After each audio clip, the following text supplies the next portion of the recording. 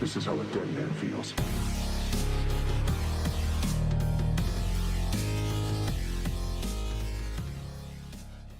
Salut à tous, c'est Zaxi, et aujourd'hui je voulais vous parler d'un jeu auquel je joue depuis presque un an. Si vous êtes comme moi et que vous jouez aux jeux vidéo depuis maintenant de nombreuses années, vous avez sûrement connu ces moments où vous passez plus de temps à chercher quel sera votre prochain jeu qu'à réellement jouer. Là j'ai rencontré ce jeu dans le même type de contexte, où cela faisait déjà plusieurs fois que je donnais sa chance à un jeu et que je l'abandonnais au bout de quelques heures. Je crois que pour ce jeu-là, j'ai fini par trouver ce que je cherchais. Et puisqu'il m'arrive de plus en plus souvent d'avoir à expliquer ce jeu à mes amis qui s'y sont intéressés, je me suis dit qu'il était plus pertinent de faire directement une vidéo afin de présenter ce jeu à toute personne qui le voudrait. Mais ce jeu, qu'est-ce que c'est? C'est un jeu mobile appelé Ninja Must Die qui nous a été développé et exporté de Chine par Pandada Games. Et il est important de préciser que ce jeu est un gacha. Il signifie donc que si vous mettez beaucoup d'argent dans le jeu, vous pourrez accélérer grandement votre progression. Cependant, vous remarquerez si vous continuez à regarder cette vidéo que celui-ci, l'argent ne fait pas tout. N'oubliez pas que pour qu'un gacha fonctionne, il faut que les joueurs apprécient le jeu, et donc, pour moi, un gacha, afin de fonctionner, doit offrir à ses joueurs un jeu de qualité. Ce jeu vous fera incarner un ninja qui ne peut s'arrêter de courir sur un parcours rempli d'obstacles et de monstres à détruire. Vous y apprendrez à sauter, descendre, dash, tout ça pour vous protéger des obstacles qui vous barreront la route. Par la suite, vous débloquerez une compétence d'arme qui vous permettra d'attaquer ou même de vous protéger. Finalement, vous découvrirez que votre ninja dispose d'un ninjutsu qui lui permet d'envoyer une attaque puissante contre les boss que vous rencontrerez. Une fois le tutoriel terminé, vous arriverez sur un menu d'accueil un peu plus complexe qui vous proposera d'essayer différents modes de jeu selon votre niveau. Je vais donc faire un petit tour de ces différents modes de jeu afin de vous présenter les gameplays qu'il propose. Le premier mode de jeu que vous débloquerez sera le mode histoire. C'est dans ce mode de jeu que vous aurez fait votre tutoriel et qui par la suite vous débloquera différents challenges accompagnés d'une histoire qui vous feront découvrir l'univers du jeu.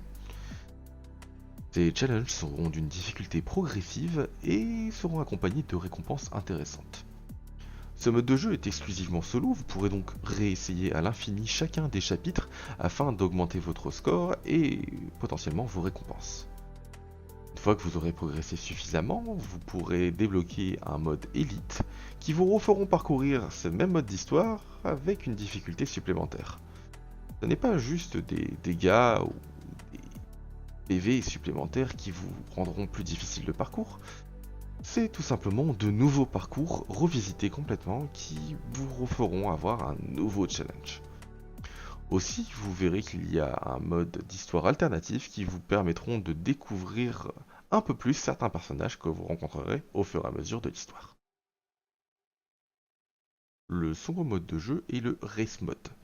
C'est une course d'obstacles infinie entrecoupée de combats de boss qui mettront en avant surtout vos réflexes ainsi que votre connaissance des obstacles à éviter. Plus vous progresserez, plus vous affronterez des obstacles compliqués et vous permettront d'obtenir un score plus important. Ce score est alors récupéré afin de vous mettre face à un groupe de 50 autres personnes de votre niveau. Quand vous démarrerez le jeu, vous affronterez aussi des gens qui auront démarré le jeu comme vous. À la fin de la semaine, le samedi soir, un certain nombre de trophées vous sera attribué selon votre performance. Plus vous avez de trophées, plus votre tiers sera élevé et ainsi plus vos récompenses seront conséquentes. Le prochain mode de jeu que vous débloquerez sera le mode Bounty. Cette fois, plutôt que d'avoir à esquiver des obstacles pour survivre le plus longtemps possible, vous devrez affronter simplement un boss dépendant de sa difficulté. Ce boss sera affrontable uniquement de façon coopérative avec un autre ninja qui joue au jeu comme vous. Pour cela, vous pourrez envoyer votre bounty dans le chat et des gens viendront vous rejoindre pour obtenir les mêmes récompenses que vous. Vous pourrez vous-même rejoindre les bounties d'autres personnes afin d'obtenir des récompenses. Celles-ci sont limitées par jour ou par semaine et vous pousseront donc à vous connecter régulièrement. Comme vous pouvez le voir, les bounties sont classés par ordre de difficulté. Bien entendu, plus vous serez capable d'affronter des bounties puissantes, plus le jeu vous permettra d'améliorer votre ninja. Finalement, c'est au travers de ce mode de jeu que vous finirez par rencontrer d'autres joueurs qui eux aussi ont besoin de faire leur bounty, et vous prendrez très certainement l'habitude de jouer avec les mêmes personnes. Vous remarquerez d'ailleurs la présence d'un système d'amitié qui vous permettra de réinviter plus régulièrement les gens avec qui vous avez passé de bons combats. Dans tous les cas, vous finirez par décider de rejoindre un clan afin de récupérer des avantages supplémentaires. Le clan lui-même vous proposera d'autres modes de jeu un peu plus particuliers qui se déroulent majoritairement et de façon plus importante le week-end. Mais certains d'entre eux restent accessibles le reste de la semaine, que ça soit pour affronter des boss spécifiques ou simplement le mode Abyss qui vous proposera des défis un petit peu plus particuliers qu'à l'habitude. Ce sont généralement des parcours prédéfinis sur lesquels vous devrez effectuer le score le plus élevé possible sous certaines conditions. Enfin, le dernier mode de jeu est un mode qui ne vous surprendra probablement pas étant donné qu'il consiste à affronter les autres joueurs. C'est le mode PvP. Le format du mode PvP se déroule en 3v3 et l'objectif de votre équipe est de terminer un parcours avant l'équipe adverse. Celui-ci est toujours constitué d'abord d'une première partie d'obstacles, ensuite d'un premier boss à éliminer, puis d'une seconde partie d'obstacles et finalement d'un deuxième boss. Afin de rendre ce combat intéressant, vous disposez d'un deck qui vous permettra de constituer un certain nombre de cartes que vous pourrez acheter avant le premier boss ou avant le second en dépend de votre performance sur le parcours. Vos cartes vous permettront ainsi d'envoyer des attaques contre vos adversaires ou d'améliorer vos capacités. Et voilà, j'ai fait le tour des modes de jeu principaux de Ninja Must Die. Il en existe d'autres, en particulier si on se penche sur les événements réguliers que proposent nos développeurs. Mais je vais préférer plutôt vous parler d'un autre aspect du jeu qui pourtant est quand même assez important. Comment allez-vous vous différencier des autres joueurs de Ninja Must Die? Eh bien, tout ça se trouve déjà un petit peu dans ce dont j'ai parlé tout à l'heure, votre ninja. Il existe en réalité de nombreux ninjas différents que vous pourrez obtenir. Chacun d'entre eux dispose de compétences de jutsu différentes qui n'ont pas du tout les mêmes effets entre eux. Ils sont aussi définis par un élément, que ce soit l'eau, le feu, l'électricité ou le vent. Ces éléments leur donneront des avantages ou des désavantages selon la situation que vous rencontrerez. Aussi, ils sont définis par des capacités de déplacement que les autres ninjas n'ont pas. Certains d'entre eux peuvent effectuer des triples sauts, d'autres peuvent voler, certains peuvent même faire un petit peu des deux. Tout dépend des conditions qui leur permettent d'obtenir ces déplacements spécifiques. Pour obtenir un ninja, vous pourrez passer par le système de vœux. Votre objectif sera d'obtenir un ninja SSR avec 2% de chance par ouverture parmi toutes les ninjas nécessaires disponibles. Dans tous les cas, le jeu vous fournira 2 ninjas SSR, Kuro et Riki, qui monteront en même temps que vous progresserez dans le jeu. Même si vous avez obtenu le ninja que vous souhaitez jouer, vous pourrez continuer à chercher à l'obtenir afin de l'améliorer et obtenir des avantages supplémentaires. Cela se passe par le système de perk qui nécessite d'obtenir plusieurs fois votre ninja légendaire. Pour améliorer votre ninja, vous pouvez aussi augmenter son niveau. Pour pouvoir augmenter son niveau, vous allez aussi avoir besoin d'améliorer son arbre de talent. Chaque ninja dispose d'un arbre de talent commun selon leur élément.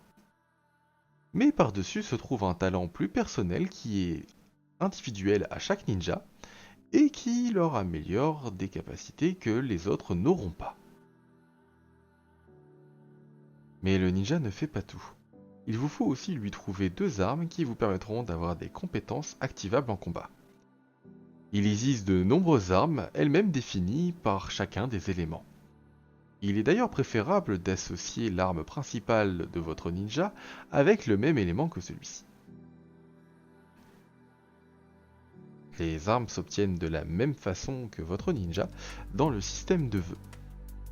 Il est aussi préférable bien entendu de trouver une arme SSR à associer à votre ninja.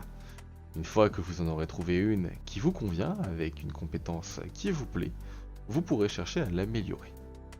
Il est possible d'améliorer vos armes que ce soit en niveau, ce qui augmentera généralement son attaque, mais aussi en utilisant un système de raffinement. Ce raffinement vous permettra de monter votre arme en plus haut niveau, ainsi que de débloquer des petites spécificités supplémentaires et des effets améliorés. Finalement, si vous obtenez plusieurs fois la même arme, elles peuvent se mélanger afin de s'améliorer et débloquer parfois même jusqu'à des capacités supplémentaires. Afin de terminer d'équiper votre ninja, vous pourrez lui rajouter des reliques. Celles-ci lui apporteront des bonus d'attaque ou de défense supplémentaires.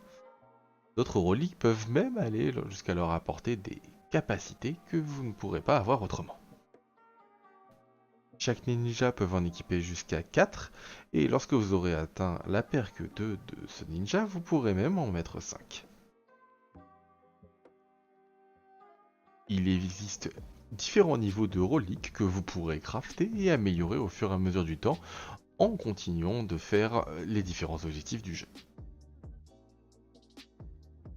Enfin, votre ninja ne se bat pas seul. Vous pourrez lui affecter aussi jusqu'à 3 autres ninjas en support, d'où les licences de ninja SR, qui pourront leur apporter des effets supplémentaires.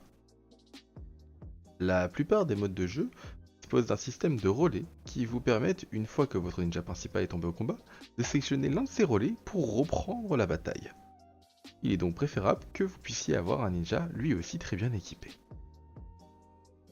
Et voilà, vous aurez maintenant compris que ce jeu dépend beaucoup de votre capacité personnelle à esquiver, vos réflexes ou même votre capacité d'apprentissage. Mais aussi, vous avez maintenant compris que il dépend aussi de votre équipement et de votre façon d'approcher votre problème. Vous passerez un certain temps à vous demander quelle relique choisir ou quelle arme semble la meilleure pour le ninja que vous avez préféré. Eh bien, c'est toute la saveur de ce jeu. Pour pouvoir compléter les objectifs les plus difficiles de Ninja Must Die, il vous faudra donc faire attention à comment vous allez dépenser vos ressources, et surtout à comment vous allez vous adapter à ce que le jeu vous donnera en récompense. Moi-même, je joue à ce jeu depuis maintenant 1 an, et encore aujourd'hui, il existe des défis qui me semblent assez compliqués à réaliser. Ils nécessitent que je continue à améliorer mon personnage, et que je réfléchisse à comment le construire. Voilà, j'ai fini de faire le tour de ce que je voulais dire sur cette présentation du jeu. J'espère qu'elle vous aura plu et peut-être qu'elle vous aura donné envie d'y jouer si vous n'y jouiez pas déjà. Si vous êtes dans le second cas, sachez que j'ai prévu bien entendu de faire des vidéos un petit peu plus complexes et d'ailleurs la prochaine devrait normalement aborder les différentes ressources du jeu. J'essaierai de faire le tour de à quoi elles servent et surtout de comment les utiliser. J'espère par la suite faire d'autres vidéos qui me permettront de vous présenter des aspects plus précis de ce jeu et ainsi partager mes connaissances. Il est probable que je décide de sortir aussi d'autres vidéos qui aborderont plutôt les événements du moment du jeu, ainsi que des présentations des différents patch notes, car il est en effet mis à jour assez régulièrement. Dans tous les cas, n'hésitez pas à me laisser un commentaire ou me contacter pour me dire ce que vous avez pensé de cette vidéo. Pour ma part, elle me servira de base de départ pour en sortir d'autres, et ainsi partager mon expérience de jeu avec les gens que j'y ai rencontrés. Malgré l'absence de traduction française du jeu, je compte continuer à faire ces vidéos dans cette langue pour m'adresser à cette communauté. Merci d'avoir regardé et j'espère qu'on pourra se recroiser en jeu la prochaine fois. Salut tout le monde, amusez-vous bien.